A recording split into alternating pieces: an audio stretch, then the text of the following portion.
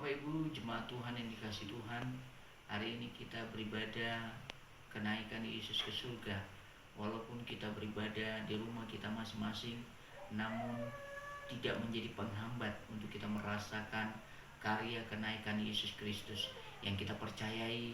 Kelak nanti Dia akan menjemput kita sebagai orang-orang percaya dan bersama-sama di rumah Bapa yang kekal, bersama-sama dengan Kristus Yesus Tuhan kita di mana Dia berada saat ini.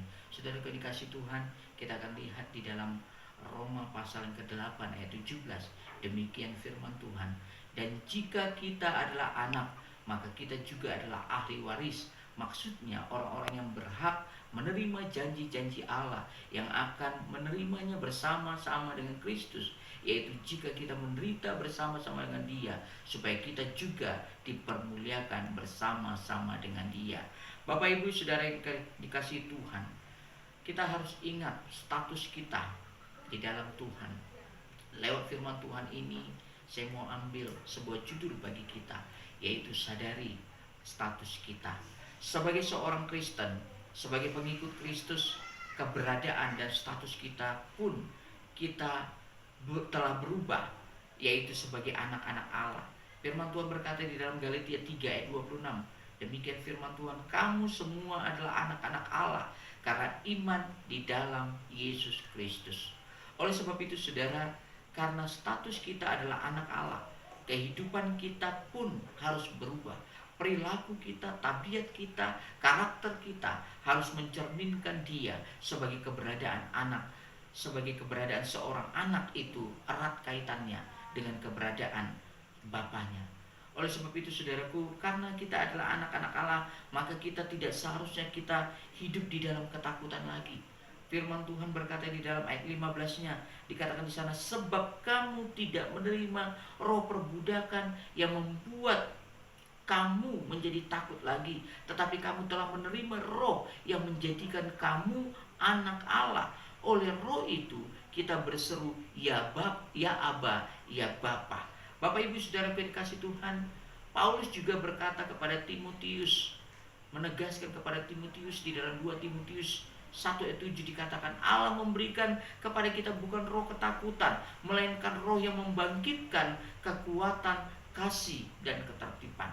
Kalau kita pikirkan saudara, punya rasa takut, punya rasa khawatir, cemas, itu adalah merupakan manusiawi sekali.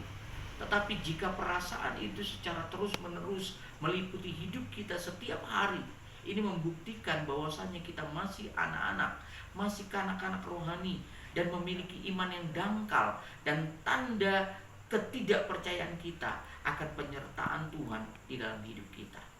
Saudara yang dikasihi Tuhan, kita harus menunjukkan kepada dunia bahwa kita ini berbeda.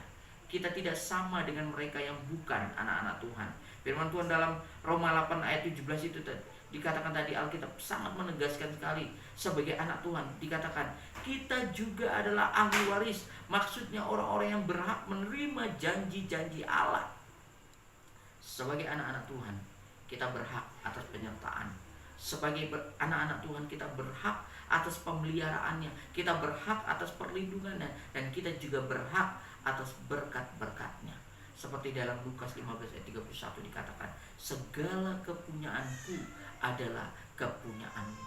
Itu sebabnya saudaraku, firman Tuhan selalu mengingatkan kita untuk kita tidak takut, sebab Ia tahu benar akan segala kelemahan kita. Yesaya 4 ayat 10 berkata, janganlah takut, sebab aku menyertai engkau.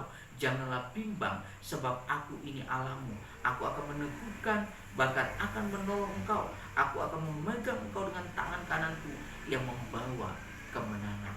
Oleh sebab itu saudaraku, berstatus sebagai anak Tuhan, selain punya hak, kita juga punya tanggung jawab, punya kewajiban, yaitu melayani Tuhan. Janji Tuhan akan digenapi dalam hidup kita, asalkan kita juga memenuhi kewajiban kita. Seringkali saudara, kita hanya menuntut hak kita kepada Tuhan, sedangkan tanggung jawab kita abaikan. Ini adalah tidak fair sekali.